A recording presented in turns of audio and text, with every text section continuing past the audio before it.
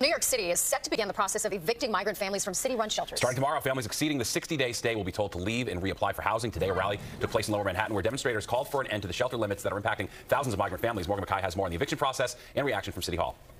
Elements this morning in New York City struggle to house asylum seekers. We're already seeing people being turned away from at least one arrival center. Now, this comes as the mayor just said that there was no more room in the city to house them. CBS's John Diaz live at the Roosevelt Hotel in Midtown. And John, what is happening right there when these people get dropped off? Well, now to the latest on the migrant crisis. Mayor Adams says the city is imposing a 60-day limit for adult migrants in shelters. After that, they'll be on their own. The mayor says they're sending that message to migrants at the southern border in a sort of ad campaign. Fox 5's Morgan McKay joining us now with the details on the new plan. Morgan. We begin this afternoon with the migrant crisis in New York City hitting a new boiling point. For days now, we've seen many forced to sleep on the sidewalk outside the intake center at the Roosevelt Hotel in Midtown. A couple of minutes ago, we reported about the asylum seekers moving from Floyd Bennett Field in Brooklyn because of tonight's weather. But now, a different kind of movement. The migrant crisis taking a toll in Midtown Manhattan. Dozens of families forced out of their hotel shelter. The 40 families at the Row Hotel reaching the 60-day limit now imposed on their stay. Another mess for this crisis.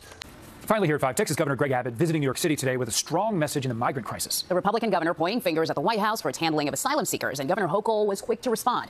We're back now with a record number of migrants crossing into the U.S., pushing resources to the limit in many American cities. Now hospitals are sounding the alarm, saying they're also overwhelmed, including some far from the border. Julia Ainsley has our report.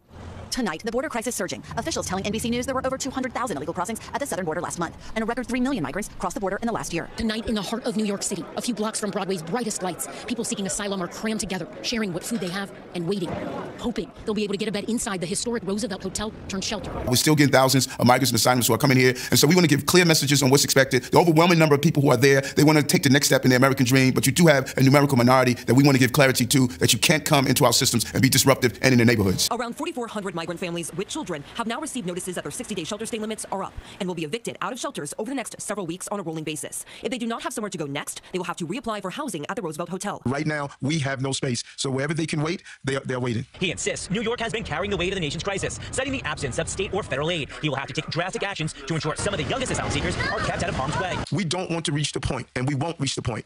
Chris and Natasha, City Hall has been saying for a while now that there's absolutely no more room to house migrants. But now, over the next few days, they're going to impose this new rule that is already receiving backlash. But the deputy mayor telling us today that 200 migrants arrived in the city at the Port Authority bus terminal, and they had to tell them they had no space to house them. 93,000 migrants have come to New York City since last spring. The Roosevelt Hotel has a dual purpose. It's an arrival center for migrants where they can gain access to vaccinations, food, and other resources, but it is also a humanitarian relief center that houses families with children.